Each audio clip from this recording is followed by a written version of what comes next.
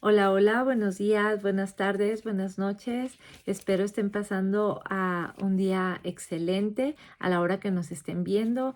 Ya vamos en nuestro segundo día del libro El monje que vendió su Ferrari de Robin Sharma. ¿Qué tal les está pareciendo? A mí me está encantando el libro, todo lo que nos está narrando, ¿verdad? Cómo a veces nos envolvemos tanto en querer tener éxito profesional y dejamos de lado todo lo que es importante, que es nuestra salud, nuestra familia, nuestra integridad. Y cómo a veces nos olvidamos de realmente lo que es el sentido de la vida, ¿verdad? Y solamente nos enfocamos en tener y hacer. Y siempre yo creo que es importante encontrar un balance. Tampoco les estoy diciendo que no hagamos nada, ¿verdad? Pero también que cuidemos de nuestra salud, cuidemos de nosotros mismos porque a veces el dinero no nos puede dar, no a veces, el dinero no nos puede dar la salud y eso es lo más importante y preciado que tenemos, nuestro ser, nuestros valores. Entonces siempre enraizarnos a eso, ¿verdad? Y siempre tomar al día, aunque sea un respiro, ver el cielo, eso nos regresa a la hora. Entonces, bueno, los invito. También, si quieren obtener el libro, yo lo compré en Amazon, lo pueden pedir ahí. En las bibliotecas es otra forma que se los pueden prestar. Recuerden de tomar siempre sus anotaciones de lo que les está interesando del libro, algunas palabras claves para que se acuerden y hacer como medio tipo resumen, ¿verdad? De todo lo que estamos aprendiendo. Ya van varios libros, entonces sí hay que hacer nuestro librito, nuestro cuaderno de anotaciones de todos los libros y todo lo que estamos aprendiendo y pues compartirlo, como les he dicho anteriormente, que el compartir no solamente es para las demás personas, sino también para uno, nos hace sentir vivos, el servir es una muy buena terapia para combatir la depresión. Entonces, pues yo se los recomiendo.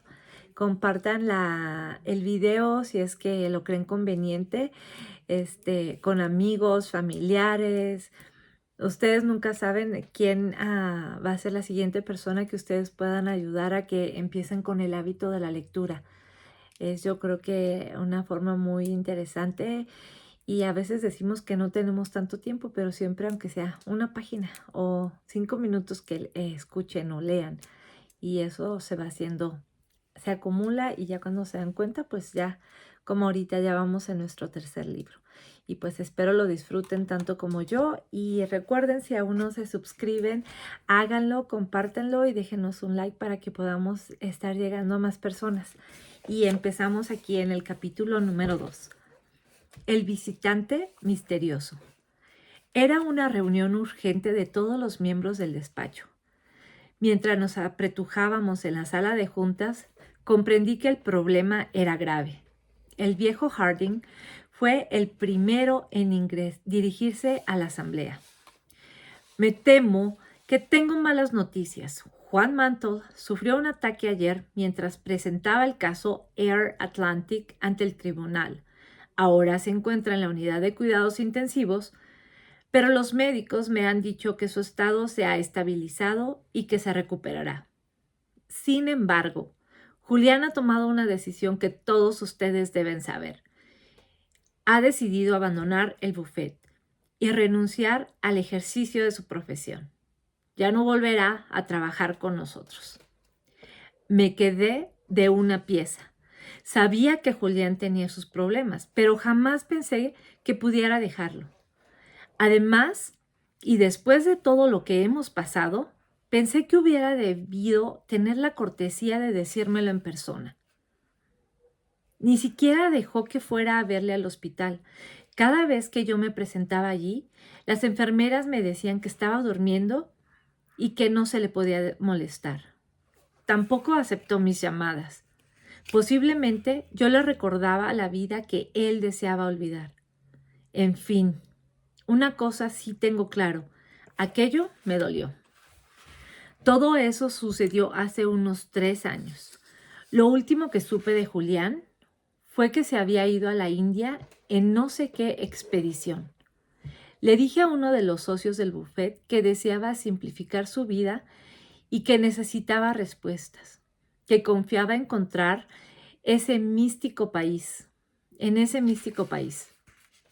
Había vendido su residencia, su avión y su isla. Había vendido incluso su Ferrari.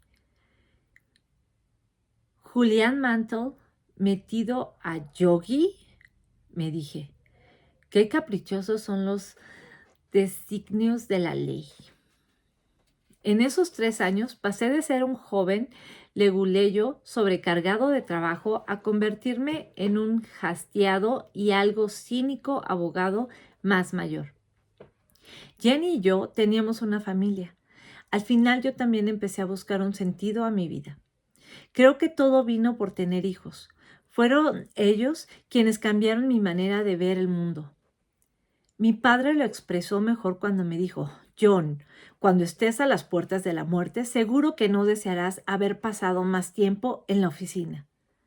Así que empecé a quedarme más horas en casa, decidido a iniciar una vida decente, si bien más ordinaria. Me hice socio de Rotary Club e iba a jugar al golf todos los sábados para tener contentos a mis clientes y colegas.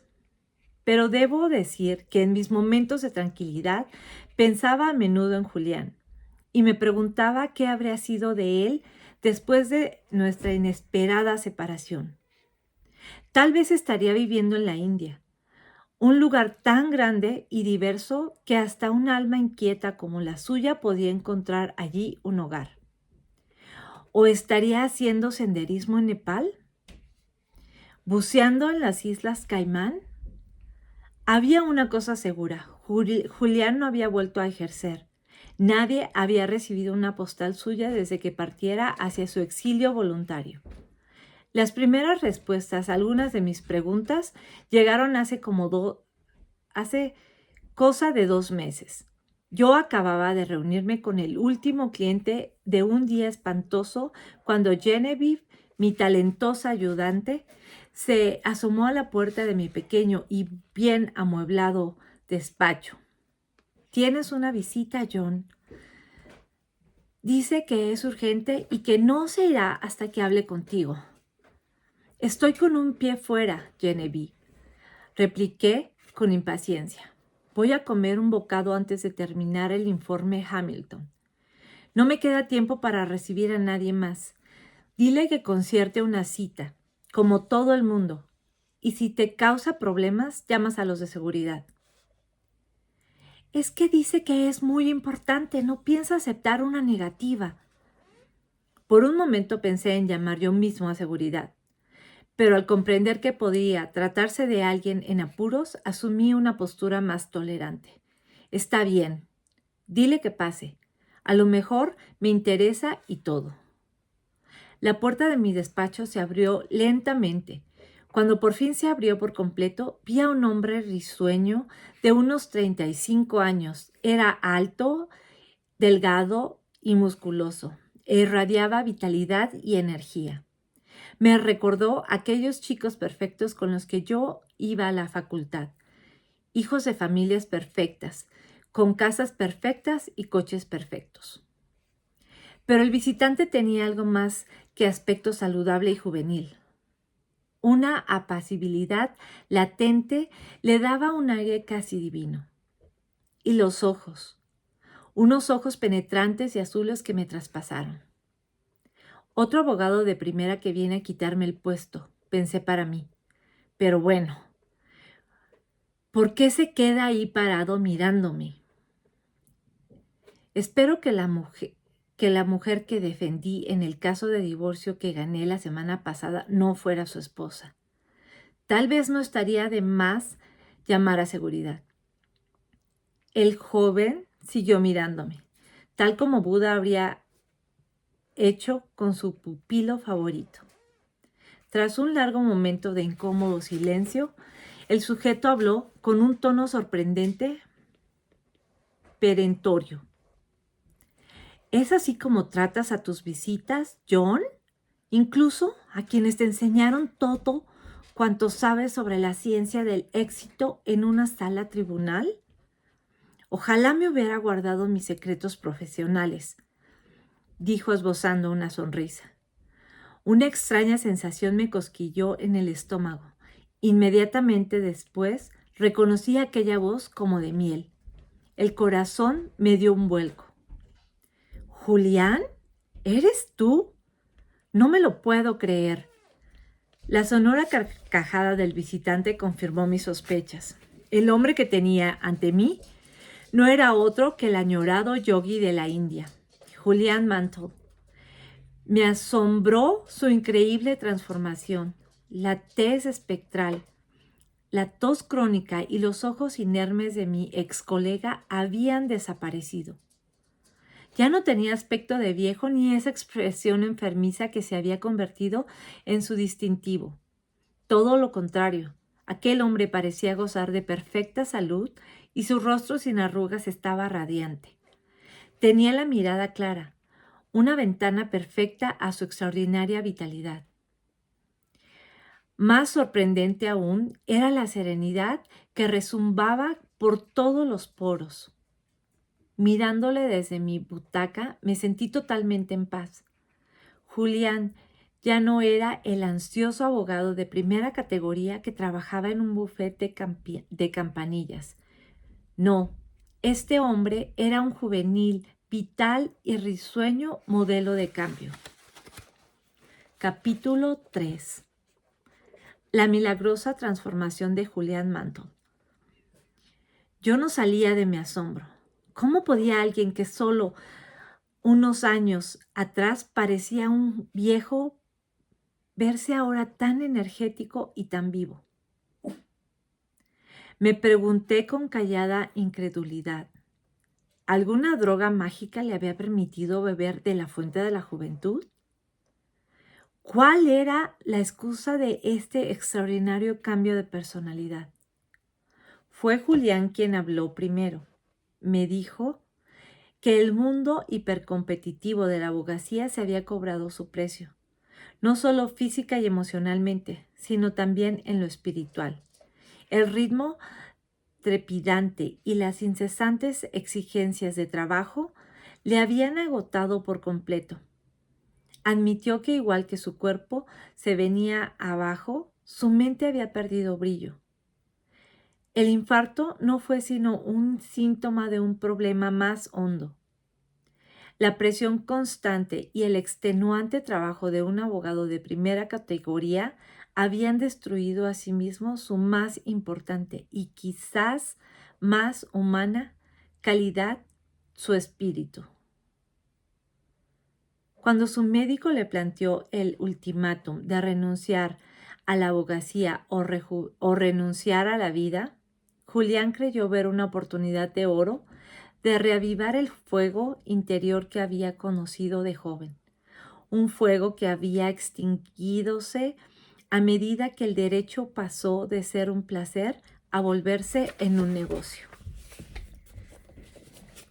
Julián se entusiasmó visiblemente al explicar cómo había vendido todas sus posesiones materiales antes de partir rumbo a la India, un país cuya cultura ancestral y tradición mística le habían fascinado siempre. Viajó de aldea en aldea, a veces a pie, otras en tren. Aprendió nuevas costumbres, contemplando paisajes eternos y amando cada vez más aquel pueblo que irradiaba calidez, bondad y una perspectiva refrescante sobre el verdadero significado de la vida. Incluso los más desposeídos abrían su casa y su corazón a aquel cauteloso visitante de Occidente. A medida que pasaban las semanas en aquel prodigioso entorno, Julián empezó a sentirse nuevamente vivo, quizá por primera vez desde que era niño. Pronto recuperó su curiosidad innata y su chispa creativa, así como su entusiasmo y sus ganas de vivir. Empezó a sentirse más jovial y sereno, y recuperó algo más, la risa. Aunque Julián había disfrutado hasta el último minuto de su estancia en aquel exótico país, Dijo también que su viaje fue algo más que unas meras vacaciones para despejar una mente sobrecargada. Describió su temporada en la India como una odisea personal del yo, confiando que estaba dispuesto a descubrir quién era realmente y qué sentido tenía su vida antes de que fuera demasiado tarde. Para ello, su máxima prioridad era seguir el ejemplo de la enorme reserva de sabiduría aportada por aquella cultura y vivir una vida más plena, esclarecida y gratificante. No quiero pasarme de original, John, pero fue como si hubiera recibido una orden interior, algo que me decía que debía iniciar un viaje espiritual a fin de reavivar esa chispa que había perdido, dijo Julián. Fueron años muy liberadores. Cuando más exploraba, más oía hablar de unos monjes hindúes que habían sobrepasado la centena, monjes que, pese a su avanzada edad, conservaban toda su energía, vitalidad y juventud. Cuanto más viajaba, más cosas había que yogis longevos que habían conseguido dominar el arte de control mental y el despertar espiritual. Y cuantas más cosas veía, más ansiaba comprender la dinámica que escondía tras aquellos milagros humanos, confiando en aplicar su filosofía y su propia vida. Durante las primeras etapas del viaje, Julián buscó a conocidos y respetados profesores. Me dijo que todos, sin excepción, le recibieron con los brazos y los corazones abiertos, compartiendo con él todos los conocimientos que habían absorbido en sus largas vidas de callada contemplación sobre los más sublimes temas relacionados con la existencia. Julián trató de describir la belleza de los templos antiguos esparcidos por el místico paisaje de la India, edificios que parecían leales guardianes a la sabiduría de los tiempos. Dijo también que le emocionó la sacralidad de aquellos lugares. Fue una época mágica, John.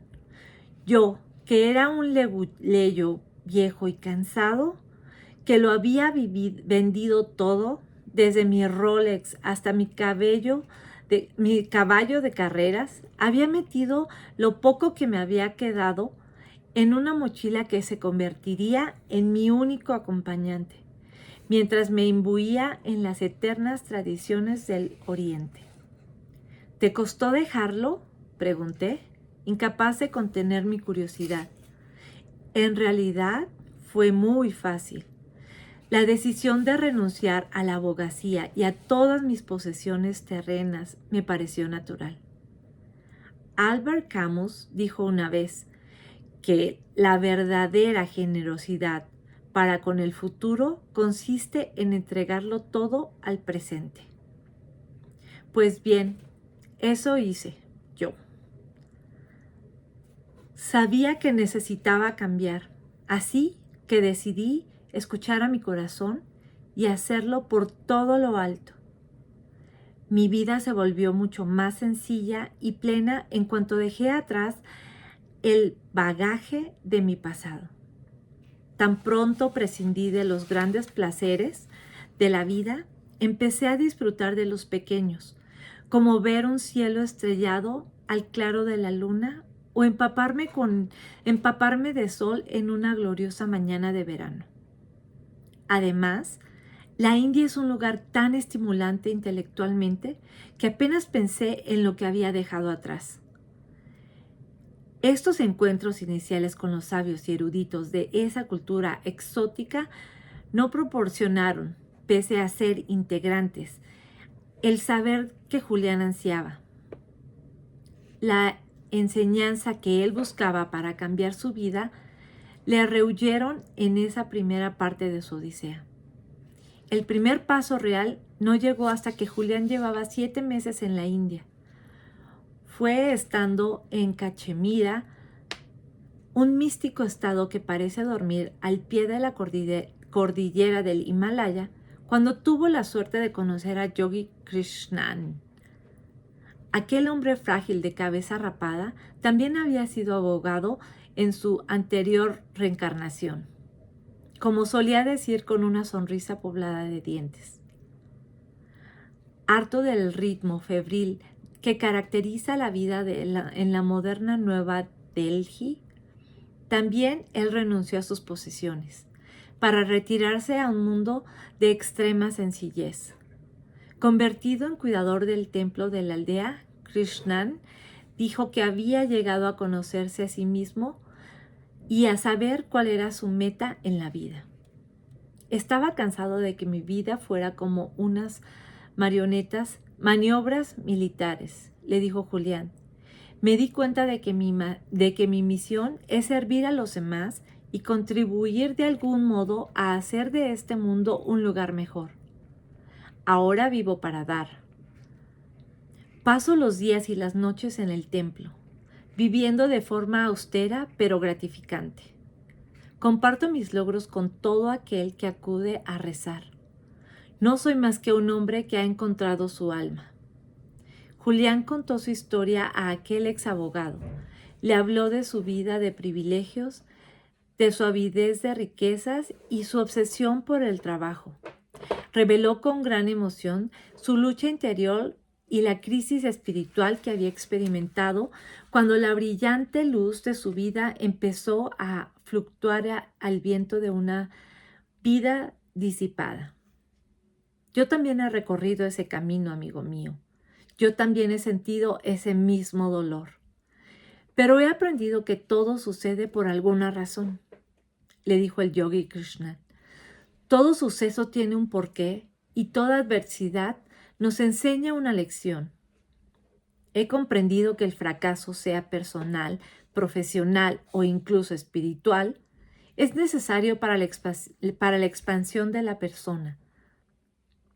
Aporta un crecimiento interior y un sinfín de recompensas psíquicas. Nunca lamentes tu pasado. Acéptalo como el maestro que es. Esa parte me gustó, así es que permítanme.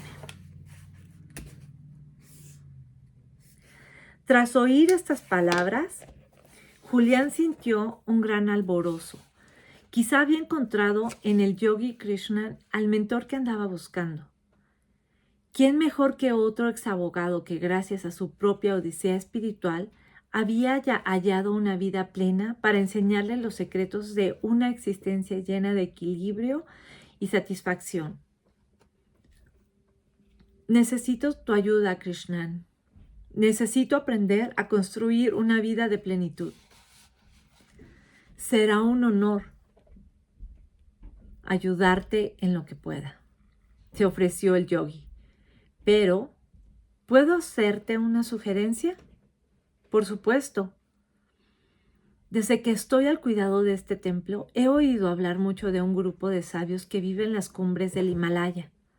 Dice la leyenda que han descubierto una especie de sistema para mejorar profundamente la vida de cualquier persona. Y no me refiero solo en el plano físico. Se supone que es un conjunto holístico e integrado de principios y técnicas imperecederos para liberar el potencial de la mente, el cuerpo y el alma.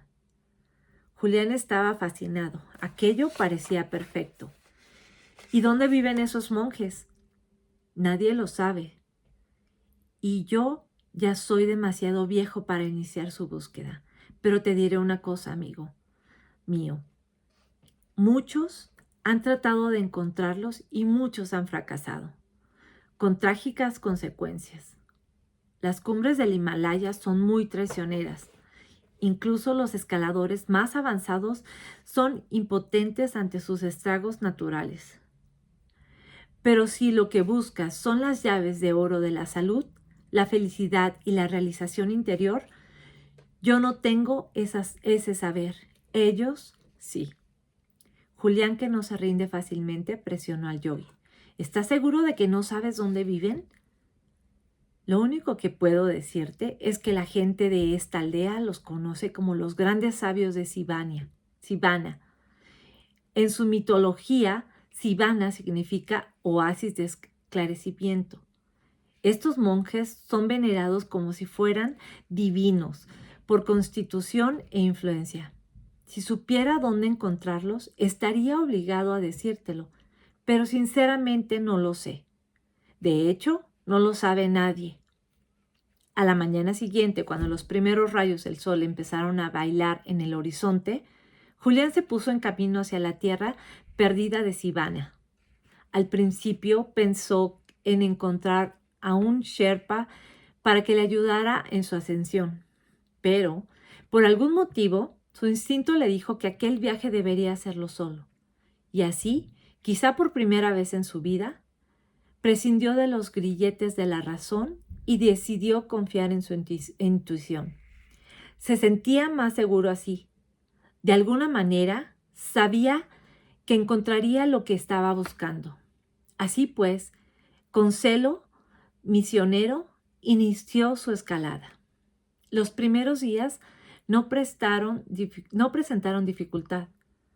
A veces encontraba a alguno de los alegres lugareños del pueblo de más abajo caminando por un sendero en busca quizá de madera para tallar o del santuario que aquel lugar ofrecía a quienes se atrevían a aventurarse tan cerca del cielo. Otras veces caminaba solo, empleando el tiempo para reflexionar sobre dónde había estado a lo largo de su vida y hacia dónde se dirigía ahora. El pueblo no era ya más que un puntito en aquel maravilloso lienzo de esplendor natural. La majestuosidad de los picos nevados del Himalaya hizo que su corazón latiera más deprisa, dejándolo temporalmente sin aliento. Julián se sintió uno con el entorno. Esa clase de relación que dos viejos amigos pueden disfrutar después de muchos años de escuchar los mutuos pensamientos y de reírse de los chistes. El aire puro de la montaña despejó su mente y dio vigor a su espíritu. Después de haber dado la vuelta al mundo en varias ocasiones, Julián creía haberlo visto todo, pero jamás contemplado tanta belleza. Aquel momento mágico fue como un exquisito tributo a la sinfonía de la naturaleza. Se sintió a la vez alborozado, jubiloso y despreocupado. Y fue allí, con la humanidad a sus pies, cuando Julián se aventuró a salir de la cómoda envoltura de lo ordinario para iniciar su exploración del reino de lo extraordinario. Todavía recuerdo las palabras que me pasaban por la mente, dijo Julián. Pensé que en definitiva la vida consistía en tomar opciones. El destino de cada uno de nosotros depende de las opciones que tomamos, y yo estaba seguro de que había tomado la correcta. Sabía que mi vida no volvería a ser igual y que algo fascinante, quizá incluso milagroso, estaba a punto de sucederme. Fue un despertar sorprendente. Mientras Julián escalaba las enrarecidas regiones del Himalaya, empezó a sentirse nervioso. Pero fue un nerviosismo positivo, como el que sentía con un baile de gala o justo antes de empezar un caso excitante y los fotógrafos me perseguían por las escalinatas de los tribunales. Y aunque no contaba con una guía ni con un mapa de la zona, el camino estaba claro y un estrecho sendero me fue llevando montañas arriba hacia los confines de aquella región. Fue como si tuviera una especie de brújula interior que me iba empujando hacia mi destino. Creo que no hubiera podido detenerme aunque lo hubiera querido. Julián estaba entusiasmado, sus palabras brotaban como un torrente. 2 días más siguió la ruta que esperaba podía llevarlo a Sivana, y en ese tiempo pensó en su vida pasada. Aunque se sentía liberado del estrés y la tensión que caracterizaban su antiguo mundo, se preguntaba en cambio si podría pasar el resto de su vida sin el reto intelectual que su profesión le había deparado desde que saliera de la facultad en Harvard. Sus pensamientos vagaron después a su suntuoso despacho en un resplandeciente rascacielos del centro y a la idílica casa de verano que había vendido por una miseria. Pensó en los viejos amigos con que frecuentaba los mejores restaurantes. Pensó también en su preciado Ferrari y en la sensación que le daba poner el motor en marcha y sentirse al mando de un poderoso vehículo. Mientras se adentraba más y más en aquel místico paisaje, sus reflexiones sobre el pasado se vieron interrumpidas por las maravillas que veía. Fue mientras meditaba sobre la belleza de la naturaleza cuando algo sorprendente sucedió. Por el rabillo del ojo vio una figura vestida extrañamente con una larga y ondulada túnica roja coronada por una capucha azul oscuro, caminando un poco más adelante. A Julián le sobresaltó ver a alguien más en aquel lugar remoto al que había llegado tras 7 agotadores días. Cómo se hallaba a muchos kilómetros de toda civilización y aún no estaba seguro de que Sivana fuera un destino encontrable, gritó a su compañero de escalada. La figura no solo no respondió, sino que apretó el paso sin siquiera mirarlo. Al poco rato, el misterioso viajero echó a correr, su túnica roja flameando graciosamente a su espalda. Por favor, amigo, necesito ayuda para llegar a Sivana, gritó Julián. Llevo 7 días caminando con poca comida y agua. Creo que me he perdido. La figura se detuvo bruscamente. Julián se aproximó con cautela mientras el otro permanecía inmóvil y en silencio. Julián no pudo verle el rostro bajo la capucha, pero le chocó el contenido de la pequeña cesta que sostenía. Dentro había una colección de las flores más delicadas y bellas que Julián había visto jamás. La figura abrazaba su cesta a medida que Julián se aproximaba, como para demostrar su gran amor por aquellas flores y su desconfianza hacia aquel occidental, tan corriente en aquel paraje como el rocío en el desierto. Julián miró al viajero con curiosidad. Un rayo de sol le reveló que la cara que se ocultaba bajo la amplia capucha era de hombre. Pero Julián jamás había visto un hombre igual, aunque tenía por lo menos la misma edad que él. Sus rasgos dejaron a Julián como hechizado y le obligaron a quedarse mirándolo una eternidad. El hombre tenía ojos de gato, tan penetrantes que Julián se vio obligado a desviar la vista.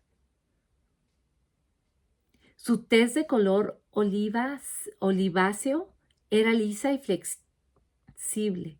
Su cuerpo parecía fuerte y vigoroso. Y aunque sus manos delataban que no era joven, irradiaba tal juventud y vitalidad que Julián se quedó hipnotizado. Como el niño cuando ve actuar por primera vez a un prestidigitador. Debe ser uno de los grandes sabios de Sivana, pensó Julián, casi sin contener su alegría. Me llamo Julián Manto. He venido a aprender de los sabios de Sivana. ¿Sabes dónde podría encontrarlos?, preguntó. El hombre miró, pensativo, al cansado visitante de un país lejano. Su serenidad y su paz le daban un aspecto angelical. Luego habló en voz más baja, casi susurrando. ¿Para qué buscas a esos sabios, amigo? Presintiendo que efectivamente había dado con uno de los místicos monjes que a tantos habían eludido antes. Julián le abrió su corazón y le contó su odisea. Habló el viajero de su vida pasada y de la crisis espiritual que había tenido, el precio en su salud y energía que había debido pagar a cambio de las fugaces recompensas que le deparaba la práctica de la abogacía. Habló de que había cambiado la riqueza del alma por una voluminosa cuenta bancaria y de la ilusoria gratificación de su estilo de vida. Vive deprisa, muere joven. Y le contó sus viajes por la mística India y su encuentro con el yogi Krishna. aquel abogado de Nueva Delhi que también había renunciado a su profesión en la esperanza de hallar la armonía interior y una paz duradera. El viajero permaneció quieto y en silencio. No volvió a hablar hasta que Julián mencionó su ardoroso y casi obsesivo deseo de adquirir los antiguos principios de la sabiduría y el esclarecimiento. Poniendo un brazo sobre el hombro de Julián, dijo suavemente: si de verdad tienes un deseo sincero de aprender esa sabiduría, entonces es mi deber ayudarte. Soy en efecto uno de esos sabios en busca de los cuales has recorrido tan largo camino. Eres la primera persona que nos encuentras desde hace muchos años. Enhorabuena. Admiro tu tenacidad como abogado. Debiste ser muy bueno. Hizo una pausa, como si no estuviera seguro, y luego prosiguió. Si quieres, puedes venir conmigo como invitado mío a nuestro templo. Se halla en una parte escondida de esta región montañosa, pero aún quedan varias horas de camino. Mis hermanos te recibirán con los brazos abiertos. Trabajaremos juntos para enseñarte los principios y prácticas que nuestros antepasados nos han transmitido a través de los siglos. Antes de llevarte a nuestro mundo y compartir nuestros conocimientos para llenar tu vida de alegría, fuerza y determinación, debo pedirte que prometas una cosa. Cuando hayas aprendido las verdades eternas, deberás regresar a tu país y hacer práctica de esta sabiduría a cuantos la necesiten. Aunque aquí, en estas montañas mágicas, estamos aislados, no se nos escapa el trance por el que atraviesa tu mundo. La gente buena está perdiendo el rumbo. Debes darles la esperanza que se merecen. Es más, debes darle las herramientas para que se cumplan sus sueños. Es todo lo que pido.